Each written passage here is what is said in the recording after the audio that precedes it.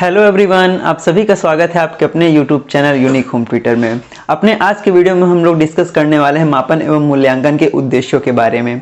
क्योंकि अपने पिछले वीडियो में हम लोग डिस्कस कर चुके हैं कि मापन क्या होता है या मूल्यांकन क्या होता है, या फिर जो भी उससे रिलेटेड क्वेश्चन हमारे प्रीवियस ईयर एग्जाम में पूछे गए हैं उन सब की चर्चा हम अपने पिछले वीडियो में कर चुके हैं। तो आइए जल्दी से एक बार रिवाइज कर लेते हैं कि हम लोगों ने अपने पिछले वीडियो में पढ़ा क्या है, कि मापन का मतलब क्या होता है और मूल्यांकन क्या होता है। मापन क्या है? एक प्रक्रिया है या ऐसा प्रोसेस है जिसके अंदर हम क्या करते हैं, व्यक्ति के गुण जो है उसका क्या मात्रात्मक रूप में हम अभिव्यक्त करते हैं। जैसे कि हमारा एग्जाम होता है, एग्जाम में जब हम नंबर देते हैं तो हमारा क्या कहलाता है? मापन कहलाता है। और यदि बात हम मूल्यांकन की करें तो मूल्यांकन क्या होता है? मतलब एक समग्र रूप है किसका? जो भी हमारे उद्देश्य थे, जो भी जितने भी हमारे उद्देश्य हैं उन उद्देश्यों को हमने किस सीमा तक मतलब प्राप्त किया है, ये सब हम किसके थ्रू करते हैं? मूल्यांकन के थ्रू करते हैं। क्योंकि जैसे ही हमारा एग्जाम होता है तो जिसमें हमारे यूनिट एग्जाम है, हाफ ईयरली एग्जाम है, सारे हमारे क्या हो गए? मापन का एक अंग हो गया। लेकिन जब हमारा फाइनल जो रिजल्ट आता है उसमें हम क्या करते हैं? सभी रिजल्ट को देखते हैं कि फर्स्ट यूनिट एग्जाम में जो भी हमारे नंबर आए, सेकंड यूनिट एग्जाम में जो भी आया, हाफ ईयरली एग्जाम में जो भी हमारे नंबर आए, जब उसका हम पूरा टोटल मतलब इवैल्यूएशन करते हैं तो हमारा क्या कहलाता है? मूल्यांकन कहलाता है।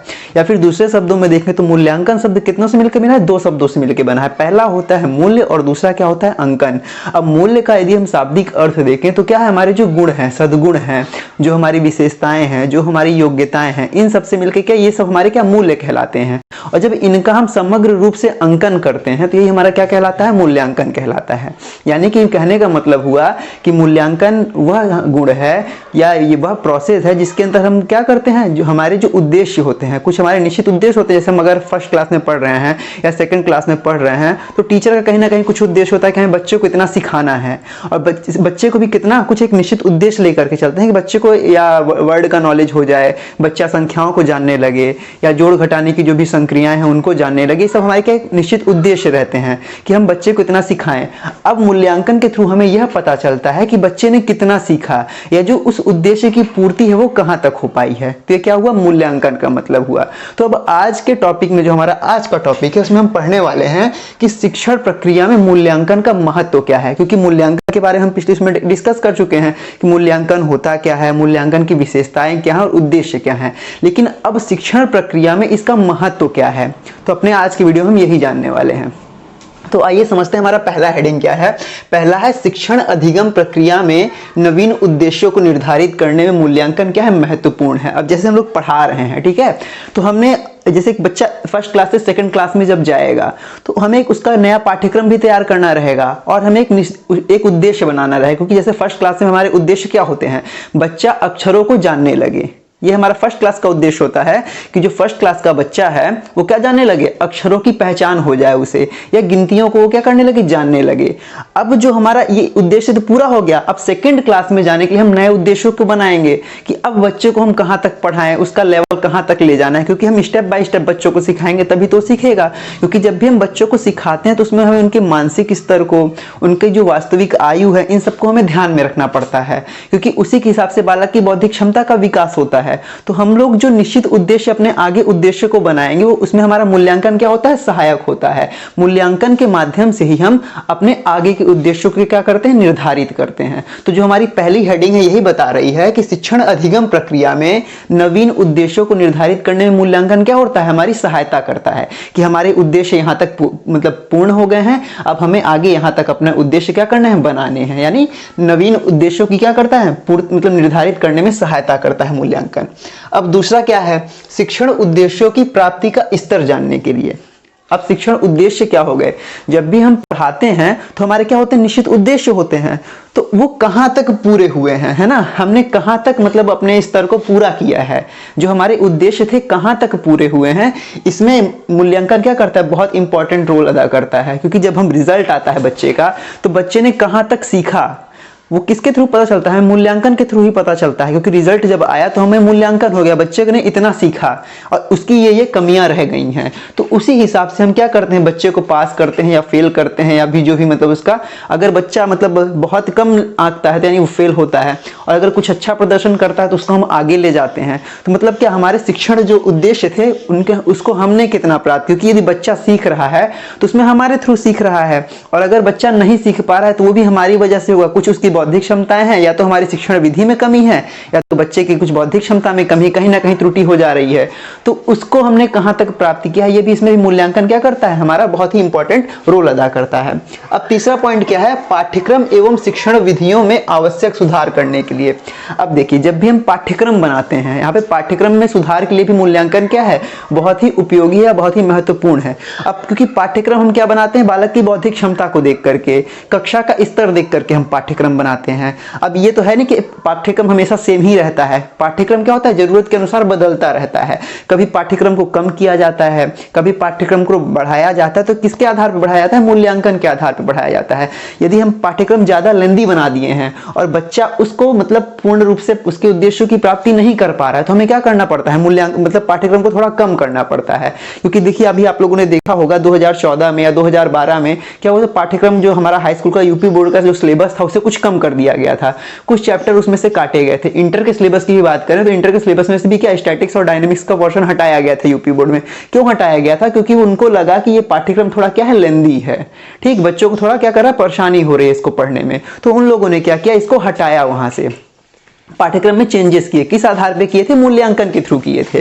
तो मूल्यांकन किस में सहायक होता है, हमारे पाठ्यक्रम को मतलब पाठ्यक्रम में सुधार करने के लिए। जो भी आवश्यक चीजें हैं उसको हम पाठ्यक्रम में लाएं, और जो अनावश्यक चीजें हैं उसको हम पाठ्यक्रम में किसकी मदद से हटाते हैं, मतलब मूल्यांकन के थ्रू ही हटाते हैं। तो मूल्यांकन क्या है, पाठ्यक्रम में या जो हमारी शिक्षण विधियां हैं कहां तक मतलब लायक हैं या असरदार हैं, उन सब में चेंजेस करने के लिए भी मूल्यांकन क्या है, अति आवश्यक है। तो ये भी क्या है, बहुत ही इंपॉर्टेंट रोल है। चौथा क्या, विशिष्ट समस्याओं के समाधान खोजने में मूल्यांकन सहायक होता है। अब विशिष्ट समस्याएं का मतलब क्या हुआ, जैसे कि हम लोग पढ़ाते हैं, अब बच्चे की कमजोरी कहाँ है, या बच्चा कुछ चीज नहीं सीख पा रहा है। जैसे कि मैंने आपको पढ़ाया एनर्जी के बारे में, एनर्जी के मैं कॉन्सेप्ट आपको बता रहा हूँ, या ग्रेविटेशन का मान लीजिए ग्रेविटेशनल फोर्स के बारे में बता रहा हूँ, या गुरुत्वाकर्षण के जो भी नियम है, अब उसमें बच्चा कहाँ तक सीख पा रहा है ना, उसको कहाँ परेशानी आई। तो क्या हम मूल्यांकन के थ्रू ही पता करेंगे। जब हम क्वेश्चन पुटअप करेंगे और मतलब पूछा जाएगा वहां पे, तो पता चलेगा कि हाँ बच्चे ने यहाँ सीखा, बच्चे को यहाँ परेशानी आ रही है।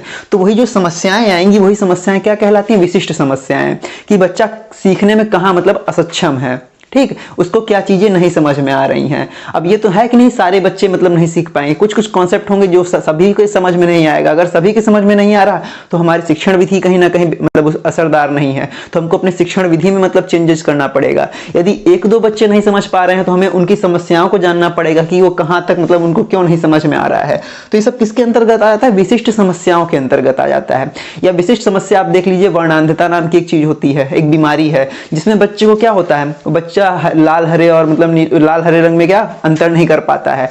तो उसमें अब बच्चा मान लीजिए एक क्लास है, हमारी क्लास 5th की क्लास है, उसमें एक बच्चा इससे मतलब पीड़ित है, तो हम बच्चे को कैसे सिखाएंगे, क्योंकि वो तो मतलब कलर बता ही नहीं पा रहे। तो एक विशिष्ट समस्या आई कि नहीं आई, क्योंकि अचानक तो आप उस बच्चे को क्लास से बाहर कर नहीं सकते हैं। तो उसको समझाने के लिए कहीं ना कहीं हमें कुछ चीजों को मतलब क्या करना पड़ेगा, ध्यान रखना पड़ेगा। अब क्या करेंगे उसे हम, मान लीजिए मैंने एक एग्जाम्पल दिया एक इस तरह के बॉक्स का। मैंने क्या किया, इससे पहले जितना ऊपर मैंने समझा उसे मिटा देता हूं, फिर आगे का आपको एग्जाम्पल एक दिखाता हूं। तो आइए एग्जाम्पल हम लोग देख लेते हैं एक। तो ये एग्जाम्पल है कि मैंने क्या किया, एक इस तरह बॉक्स बनाया, ये बॉक्स है। अब इसमें ये ए और बी दो हैं। अब यहाँ पे मैंने क्या किया, एक में मैंने लिख दिया सन, है ना, और यहाँ पे ये, और एक में मैंने लिख दिया ट्री, और यहाँ पे मैंने क्या कर दिया ये। अब मैंने बोला कि यहाँ पे क्या करना है, आपको मैच करना है। अब बच्चा लाल और हरे रंग में तो बता नहीं पाएगा। अब हम क्या करेंगे, वहां पे से ये दिखाएंगे कि सन कैसा होता है। सन जो जब मॉर्निंग में निकलता है तो वो रेड कलर का होता है। तो यानी रेड कलर हम किसके थ्रू से, सिंबॉलिक रिप्रेजेंट के थ्रू बताएंगे कि बच्चा क्या करे, उसे सीखे, क्योंकि उसे कलर में तो मतलब अंतर समझ में आता नहीं है, वो कलर की पहचान नहीं कर पाता है। लेकिन अगर उसे हम सिंबॉलिक मतलब उसके थ्रू हम बताएंगे, सिंबल के थ्रू बताएंगे, तो बच्चा सीखेगा कहीं ना कहीं। अगर हम उसे डायरेक्ट दिखाएंगे लाल रंग, ये हम लाल रंग दिखा दिए, लाल रंग है, वो लाल रंग नहीं समझ पाएगा, क्योंकि वो विशिष्ट समस्याओं से क्या है, पीड़ित है, उसको वो मतलब रंगों में अंतर वो नहीं समझ पा रहा है। तो उसको हम क्या दिखाएंगे, सिंबल के थ्रू बताएंगे कि जो हमारा पेड़ है वो हरे होते हैं, ठीक है, जो हमारा मतलब अगर हम दूसरे आकाश नीला होता है, बादल नीले होते हैं, ये हम उसे समझाएंगे। तो मतलब से क्या, हम सिंबल के थ्रू बताएंगे। ये सब चीज हमारी क्या हो जाएंगे, विशिष्ट समस्याओं को समाधान खोजने में क्या करता है, करता है, मूल्यांकन सहायता करता है कि बच्चे की समस्याएं कहाँ हैं। जैसे कि कुछ बच्चे मंद बुद्धि के होते हैं, कुछ बच्चे मतलब प्रतिभाशाली होते हैं, है ना। तो इन सब बच्चों को हम कहाँ समझेंगे, मूल्यांकन के थ्रू ही हम उनका आकलन कर पाएंगे कि बच्चे के अंदर कौन सी समस्या है। तो मूल्यांकन में किसमें सहायता करता है, विशिष्ट समस्याओं के समाधान खोजने में भी क्या करता है, मूल्यांकन हमारी सहायता करता है कि कौन सा बच्चा किस समस्या से पीड़ित है, कौन सा बच्चा किसके अंतर्गत आता है और उनको हमें किस प्रकार समझाना है ना। क्योंकि जब तक हम बच्चे की कमियों को नहीं पहचानेंगे तब तक उनको हम कहाँ से मतलब उनका निवारण करेंगे। क्योंकि जब मैंने आपको क्या बताया था कि हमारी जो भी कमजोरी होगी उसके बाद पश्चात हम क्या करते हैं, निवारण करते हैं। और निवारण कब करेंगे, मूल्यांकन के थ्रू करेंगे। मूल्यांकन के थ्रू हमें यह पता चलता है कि बालक के अंदर कौन सी कमी है। ठीक, तो ये क्या हो गया, मूल्यांकन किसमें सहायता करता है, विशिष्ट समस्याओं के समाधान खोजने में मूल्यांकन क्या होता है, सहायक होता है। अब अगला पॉइंट क्या है, छात्रों को अध्ययन के लिए प्रेरित करने के लिए। अब जैसे हमें क्या हुआ, ये कैसे पॉइंट हुआ, तो जैसे हमें पता चला कि बालक के अंदर ये कमी है तो हम उसे क्या करते हैं, पुनर्बलन देते हैं। पुनर्बलन का मतलब होता है पीछे से मतलब थोड़ा सा उसे फोर्स करना है, उत्साहित करना, किसी भी सब्जेक्ट के लिए उसे प्रेरित करना कि बेटा तुम ये चीज कर सकते हो, शाबाशी देना या कुछ पुरस्कार देना, ये सब क्या हो गया, पुनर्बलन हो गया। तो बच्चे को उत्साहित हम कैसे करेंगे, मान लीजिए इसका कुछ कमी है किसी सब्जेक्ट में, उसे हम उसकी मतलब उसमें इंटरेस्ट नहीं आ रहा तो उसको हम क्या करेंगे, उत्साहित करेंगे, शाबाशी दे करके उस विषय के प्रति हम क्या करेंगे, इंटरेस्ट उसका जगाएंगे। तो ये भी किसके लिए है, अब मूल्यांकन के थ्रू हमें पता चलेगा ना कि बालक में ये कमजोरी है या इस सब्जेक्ट में बालक का इंटरेस्ट नहीं है, तो फिर हम क्या करेंगे, उसको रिइंफोर्समेंट देंगे या पुनर्बलन देंगे। तो मूल्यांकन कहीं ना कहीं क्या है, छात्रों को अध्ययन के लिए प्रेरित करने के लिए भी क्या है, सहायक है। अगला पॉइंट क्या है, छात्रों की रुचियों, योग्यताओं एवं व्यवहार का ज्ञान हमें किसके अनुसार होता है, मूल्यांकन के थ्रू। अब ये कैसे हुआ, अब रुचियों का ज्ञान कैसे होगा, जैसे कि बालक का जिस सब्जेक्ट में इंटरेस्ट होगा वो बच्चा उस विषय को बहुत ही अच्छे से पढ़ेगा और उसके जब आप क्वेश्चन पुटअप करेंगे तो उसके आंसर भी वो क्या देगा, बहुत ही अच्छे से देगा, मतलब तुरंत देगा। और जिस विषय में उसकी रुचि नहीं होगी वो उसमें थोड़ा एक्टिव नहीं रहेगा, है ना, थोड़ा नीरस सा रहेगा, थोड़ा उसको ऐसा मतलब फील होगा कि वो मतलब उसमें उबेगा उस क्लास में, है ना, उसका एक्टिवनेस नहीं रहेगी क्लास में। तो मतलब इससे हमें पता चलेगा, मूल्यांकन के थ्रू पता चलेगा। यदि हम टेस्ट लिए, बच्चे के नंबर अच्छे नहीं आ रहे हैं और बच्चा उस विषय में मतलब पार्टिसिपेट भी नहीं करता है ना, तो वो क्या हो जाएगा, मतलब उस सब्जेक्ट में बच्चे की रुचि नहीं है। और जिस सब्जेक्ट में बच्चे की रुचि होगी या इंटरेस्ट होगा उस सब्जेक्ट में बच्चा क्या करेगा, जल्दी जल्दी आंसर भी देगा। कक्षा में मतलब अगर हम उसमें से डिबेट कर रहे हैं उस सब्जेक्ट से किसी मतलब टॉपिक पे, तो बच्चा क्या करेगा, उसमें पार्टिसिपेट करेगा। तो ये क्या करता है, मूल्यांकन हमारी रुचियों को भी बताता है, हमारी इंटरेस्ट को भी बताता है। और यदि हमने ये भी बताया था कि जो मूल्यांकन होता है हमारे शारीरिक, मानसिक, बौद्धिक सभी मतलब अवस्थाओं को लेकर के चलता है, तो ये खेल के ऊपर भी डिपेंड करता है। यदि कोई बच्चा क्रिकेट खेलता है तो उसकी रुचि क्रिकेट में होगी, यदि कोई बच्चा बैडमिंटन खेलता है तो उसकी रुचि बैडमिंटन में होगी। और कुछ होते हैं जो सभी खेलते हैं, तो ये किसके थ्रू में पता चलता है, हमारे मूल्यांकन के थ्रू ही पता चलता है। ठीक है, क्योंकि जब हम मूल्यांकन करते हैं तो उसमें हम क्या करते हैं, बच्चों को मतलब सिलेक्शन जैसे हमारा होता है, रुचि के इंटरेस्ट में मतलब जो जितना योग्य होगा उसका सिलेक्शन लिया जाएगा, जो योग्य नहीं होगा उसको हम लोग मतलब कुछ पुनर्बलन देंगे कि बेटा आप लोग आगे तैयारी करो, आप लोग आगे भी आ सकते हो इस चीज में, है ना। उसको हम लोग उत्साहित मतलब कभी उसको हमें क्या नहीं करना चाहिए, उसे मतलब ऐसा फील नहीं कराना चाहिए कि आप इसके योग्य नहीं हो। हमें उसके लिए पुनर्बलन उनको देते रहना चाहिए ताकि वो लोग क्या ना हो, नीरस ना हो उसके प्रति, या फिर उनके मन में कभी गलत भावनाएं ना आए। तो मतलब ये मूल्यांकन किसमें सहायता करता है, छात्रों की रुचि, योग्यताओं एवं व्यवहार का ज्ञान कराने में मूल्यांकन क्या है, सहायक होता है। अब अगला पॉइंट क्या है, विभिन्न शैक्षिक कार्यक्रमों की उपयोगिता का ज्ञान प्राप्त करने में। अब जो भी जैसे शैक्षिक कार्यक्रम होते हैं, ठीक है, अब वो कहाँ तक कारगर हुए, जैसे कि हम लोग एक तरीके से ले लें, एग्जाम कराए हम लोग, है ना, या जैसे हर सैटरडे को हम लोग कुछ प्रोग्राम कराते हैं, ठीक, बाल सभा का आयोजन होता है, तो उसमें बच्चा, जैसे कुछ बच्चे होते हैं जिनको मतलब जैसे कुछ लड़कियां होती हैं इनको गाना गाने का शौक होता है, कुछ बच्चे होते हैं चुटकुले अच्छे मतलब सुनाते हैं, तो ये सब भी क्या है, हमारे मतलब मूल्यांकन के अंतर्गत ही आते हैं, हमारे व्यवहारिक या हमारी पर्सनैलिटी को कहीं ना कहीं शो करते हैं, व्यक्तित्व को बताते हैं। तो ये सब किसके थ्रू हम करते हैं, मूल्यांकन के थ्रू करते हैं। क्योंकि मूल्यांकन में क्या, मूल्यांकन को जब हम आगे पढ़ेंगे ये हमारे सीटेट की दृष्टि से भी बहुत ही इंपॉर्टेंट है, क्योंकि जो हमारे व्यक्तित्व का मापन होता है, जैसे रोरसा स्याही धब्बा मतलब परीक्षण होता है, वो सब क्या है, मूल्यांकन के ही एक भाग है, मापन के ही एक क्या है, अंग हैं, और भी मतलब बहुत ढेर सारे हैं। तो वो सब क्या है, यही सब हमारे शैक्षिक कार्यक्रम की उपयोगिता का ज्ञान कराते हैं कि जो भी हम काम कर रहे हैं, जो भी हम पढ़ा रहे हैं, वो कहाँ तक उपयोगी हैं या उपयोगी नहीं है। तो किसके थ्रू पता चलता है? मूल्यांकन के थ्रू। तो यानी विभिन्न शैक्षिक कार्यक्रमों की उपयोगिता का ज्ञान हमें किसके थ्रू होता है? मूल्यांकन के थ्रू ही पता चलता है। ये सब क्या है? मूल्यांकन के महत्व है शैक्षिक शिक्षण अधिगम प्रक्रिया में। और ये क्वेश्चन पूछा भी गया है एग्जाम में कि मूल्यांकन का शैक्षिक अधिगम प्रक्रिया में क्या महत्व है, उसे बताइए। ठीक है, तो एक ये भी हो गया। मूल्यांकन के थ्रू हमें क्या पता चलता है? विभिन्न शैक्षिक कार्यक्रमों की उपयोगिता का ज्ञान हमें किससे प्राप्त चलता है? मूल्यांकन से। अब अगला पॉइंट क्या है? कक्षा शिक्षण में सुधार लाने हेतु। कक्षा शिक्षण में क्या? सुधार लाने हेतु कि जो हमारी शिक्षण विधियां हैं वो किस प्रकार उपयोगी हैं, अगर उपयोगी नहीं तो उसमें हम क्या क्या सुधार कर सकते हैं, इसके लिए भी मूल्यांकन क्या होता है? अति आवश्यक होता है। अगला पॉइंट क्या है? शिक्षण को सुसंगठित एवं सुव्यवस्थित बनाने में मूल्यांकन क्या होता है? महत्वपूर्ण होता है कि हमारी जो शिक्षण मतलब जैसे किस क्रम में हमें लेकर के चलना है ना, उसे व्यवस्थित, जो भी हमारी शिक्षण प्रक्रिया होगी उसको व्यवस्थित बनाने के लिए और सुसंगठित बनाने के लिए या प्रभावी बनाने के लिए भी मूल्यांकन क्या है? हमारी मदद करता है। ठीक, तो ये तो क्या था? हमारे मूल्यांकन का महत्व था। आप लोग सारे पॉइंट्स को नोट कर लीजिएगा, एक बार देख लीजिएगा, जो भी इसमें मतलब आपको दिक्कत आई हो एक बार आप लोग कमेंट बॉक्स में कमेंट कर दीजिएगा, मैं आपको जरूर बताऊंगा। ठीक, अब जो हमारा क्या है, इससे अगला जो क्वेश्चन बनता है, ये तो हुआ क्या? हमारे मूल्यांकन के महत्व की बात हुई, क्योंकि क्वेश्चन बनता है इसलिए मैंने आपको बताया। अब आइए देखते हैं क्या हम लोग अपने अगले पॉइंट पे आते हैं। अगला पॉइंट हमारा क्या है? अगला पॉइंट है हमारा मापन तथा मूल्यांकन में संबंध। आप लोग हेडिंग डाल लीजिए, मापन तथा मूल्यांकन में संबंध।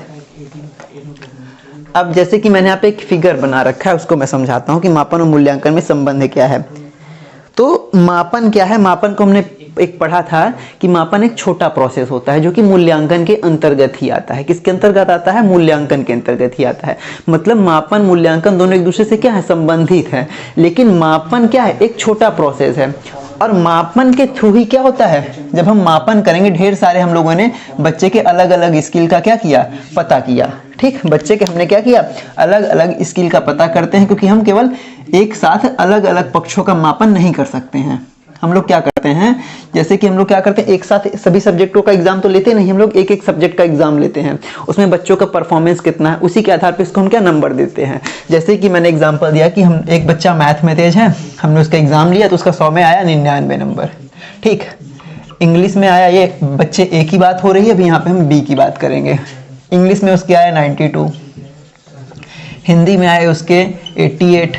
ठीक, और बाकी जो भी अदर सब्जेक्ट हैं जैसे सोशल साइंस हो गया, उसके आए इसी तरह 93। ठीक, और भी हम अदर सब्जेक्ट ले लें। अब यहाँ पे हम बी की बात करें तो उसके भी मैथ में क्या है? 99 आए, इंग्लिश में आए उसके 86, हिंदी में आ गए उसके 92। ठीक है, सोशल साइंस में आ गया उसका 73।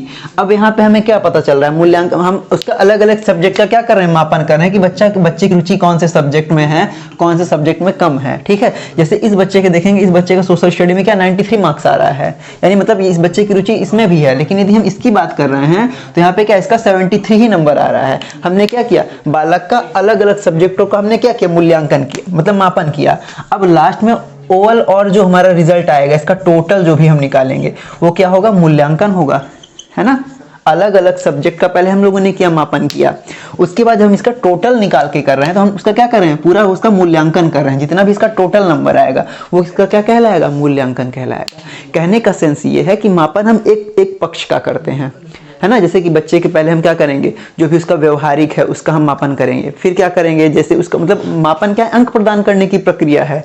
हमने यहाँ पे क्या किया है? उसका अंक प्रदान किया है हर पक्षों में, और बाद में उसका हमने क्या किया? टोटल इवैल्यूएशन किया है, यानी मूल्यांकन किया है।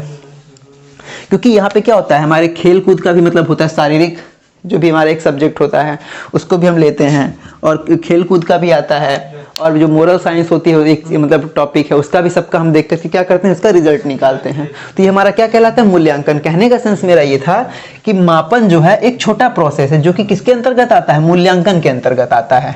ठीक है, मूल्यांकन का क्षेत्र बड़ा है। कहने के लिए हम कह सकते हैं कि मापन मूल्यांकन का ही क्या है? एक अंग है। ठीक है, और मापन किसके अंतर्गत आता है? मूल्यांकन के अंतर्गत आता है। और दूसरा यहाँ पे एक पॉइंट पूछा गया है, मूल्य निर्धारण। तो मूल्य निर्धारण क्या हुआ? मूल्य निर्धारण के अंदर क्या हम मूल्यों को निर्धारण करें? मूल्य क्या है? जो भी हमारे सद्गुण है वही सारे मूल्य हैं। ठीक। तो मूल्य निर्धारण क्या है? मूल्यांकन मूल्य निर्धारण का ही एक प्रोसेस है, ठीक। तो यहाँ पे क्वेश्चन ये पूछा जाता है कि मूल्यांकन, मूल्य निर्धारण तथा मापन में आपसी संबंध क्या है? तो तीनों क्या है? एक दूसरे से जुड़े हुए हैं। मूल्य निर्धारण क्या है? मूल्य निर्धारण का एक प्रोसेस हो गया क्या? मूल्यांकन। मूल्य निर्धारण हम कैसे करते हैं? मूल्यांकन के थ्रू करते हैं, क्योंकि मूल्यांकन में हम क्या करते हैं? मूल्यों का अंकन करते हैं। और मूल्य निर्धारण हम किस में करेंगे? मतलब मूल्यांकन के थ्रू हम क्या करते हैं? मूल्य निर्धारण करते हैं, ठीक है। तो मूल्य निर्धारण के अंदर कौन आता है? मूल्यांकन आता है। और मूल्यांकन से फिर छोटा क्या है? मापन। मतलब सबसे पहले हम क्या करेंगे? मापन करेंगे। क्या करेंगे? मतलब बच्चे के एक एक पक्ष को जानेंगे, ठीक। एक एक पक्ष के बारे में पढ़ेंगे। फिर इसका यदि व्यापक रूप कहें तो मापन से बड़ा क्या होता है? मूल्यांकन। मापन से बड़ा क्या होता है? मूल्यांकन। जब हम मापन कर लेंगे बच्चे के हर पक्ष का, ठीक, तो जब हम ओवरऑल उसका रिजल्ट निकालेंगे तो वो क्या कहलाएगा? हमारा मूल्यांकन कहलाएगा, ठीक। अब जब मूल्यांकन हो जाएगा तो हम किसी बच्चे का क्या कर रहे हैं? उसके मूल्यों का निर्धारण हमने किया ना, कि बच्चा इस सब्जेक्ट में इतना अच्छा है, इसमें इतना वीक है, मतलब बच्चे के अंदर ये गुण है, ये कमी है। ये क्या हुआ? मूल्य निर्धारण किया हमने उसका। मतलब सबसे बड़ा मूल्यांकन के बाद का जो सबसे बड़ा प्रोसेस है वो क्या है?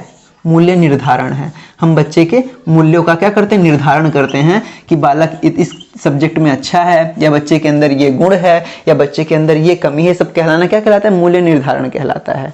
अगर हम मापन की बात करें तो मापन कैसा होता है? मात्रात्मक होता है। मापन कैसा होता है? मात्रात्मक होता है। इसमें क्योंकि केवल हम अंक प्रदान करते हैं, ठीक है। मात्रात्मक का मतलब होता है यूनिट डिजिट मतलब दिखाना, उसको अंक प्रदान करने की प्रक्रिया ही मापन कहलाती है। फिर मूल्यांकन कैसा होता है? गुणात्मक और मात्रात्मक दोनों होता है।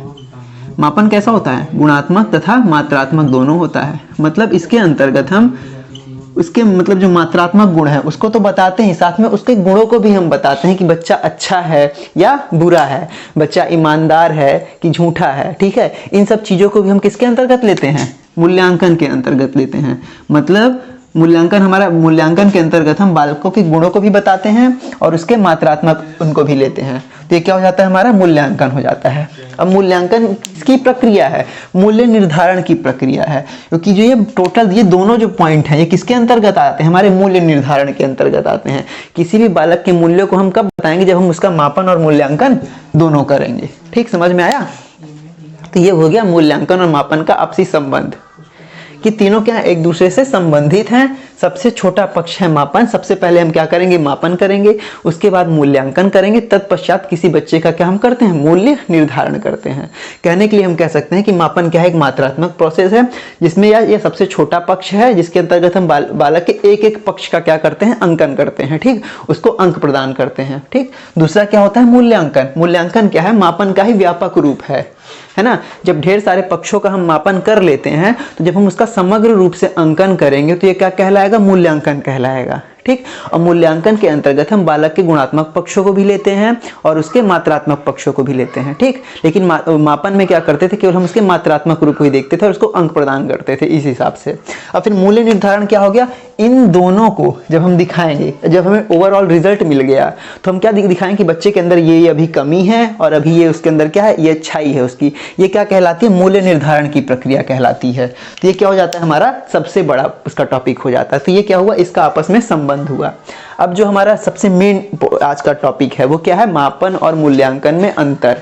क्योंकि बाकी सारे टॉपिक तो हमने पढ़ लिए, अब हमारा जो क्वेश्चन बनता है मापन एवं मूल्यांकन में अंतर, ये आज का हमारा क्या लास्ट टॉपिक है और इस वीडियो का मतलब इस चैप्टर का भी लास्ट टॉपिक है। इसके बाद इससे रिलेटेड जो भी ऑब्जेक्टिव क्वेश्चन बनेंगे वो हम क्या करेंगे? यहाँ पे सॉल्व करेंगे और एग्जाम ओरिएंटेड जो भी एग्जाम मतलब क्वेश्चन आए हुए हैं प्रीवियस ईयर में या जो आने की संभावना है उसको हम क्या करेंगे?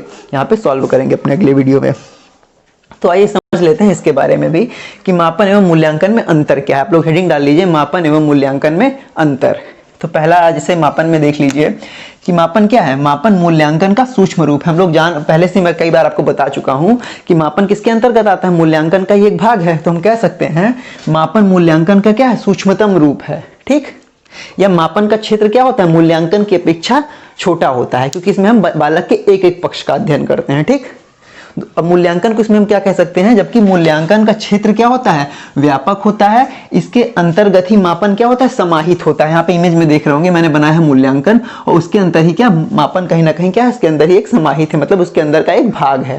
ठीक, अब दूसरा हेडिंग क्या देखते हैं, मापन जो होता है पाठ्य वस्तु केंद्रित होता है। इसमें हम क्या करते हैं, एक टॉपिक को लेते हैं और उसमें देखते हैं बच्चा कितना अच्छा है और उसको उसी हिसाब से हम क्या ग्रेड देते हैं या मतलब उसको नंबर देते हैं। तो क्या होता है, ये पाठ्य वस्तु केंद्रित होता है। इसमें हम एक टॉपिक को ले लेते हैं और उसी के हिसाब से बच्चे क्या करते हैं, मापन करते हैं। ठीक, तो मापन कैसा होता है, पाठ्य वस्तु केंद्रित होता है।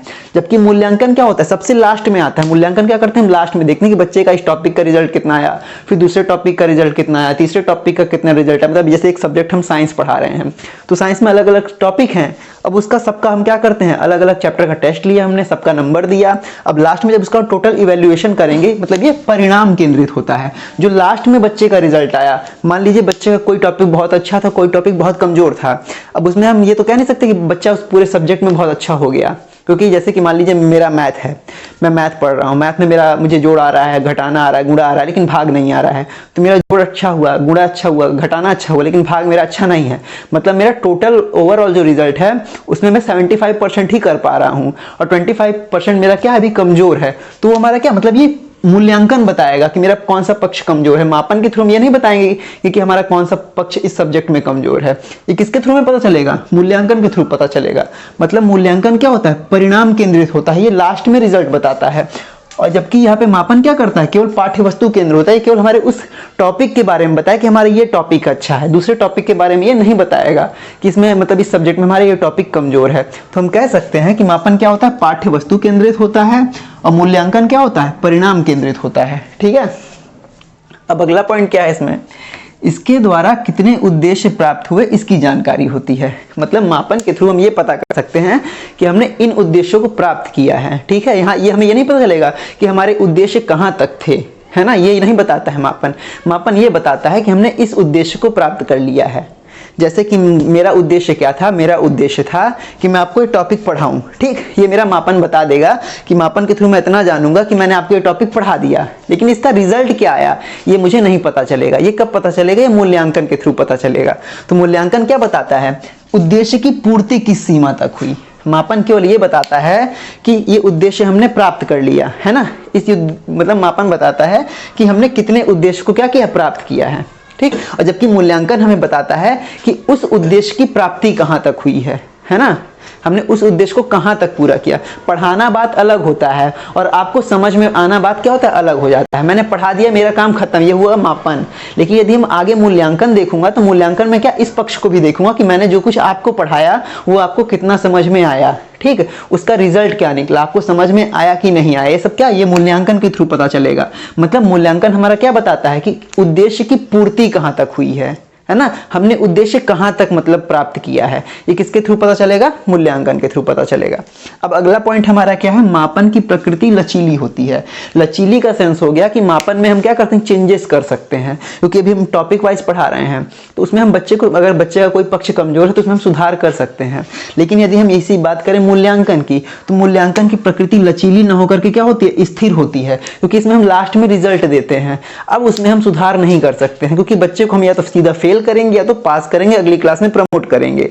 तो मतलब इसमें हम क्या सुधार नहीं कर सकते हैं। मापन क्या है, मापन एक लचीला, जो मापन की प्रकृति लचीली है। इसमें हम क्योंकि जैसे मतलब टॉपिक वाइज लेते हैं, रिजल्ट लेते हैं या यूनिट एग्जाम कराते हैं, बच्चे का जो पक्ष कमजोर होगा उसको हम आगे हम सेकेंड यूनिट में खींच सकते हैं, अच्छे सुधार कर सकते हैं। लेकिन यदि हम मूल्यांकन जब उसका लास्ट में हम रिजल्ट देते हैं तो उसको हम नहीं चेंजेस कर सकते हैं, मतलब उसमें हम सुधार नहीं कर सकते, तो उसको हम डायरेक्ट फेल करेंगे या डायरेक्ट पास करेंगे। तो मूल्यांकन की प्रकृति क्या होती है, स्थिर होती है। मापन की प्रकृति कैसी होती है, लचीली होती है, मतलब उसमें हम सुधार कर सकते हैं। अब अगला पॉइंट क्या है, चयन व संग्रहण के आधार पर अंक प्रदान किए जाते हैं।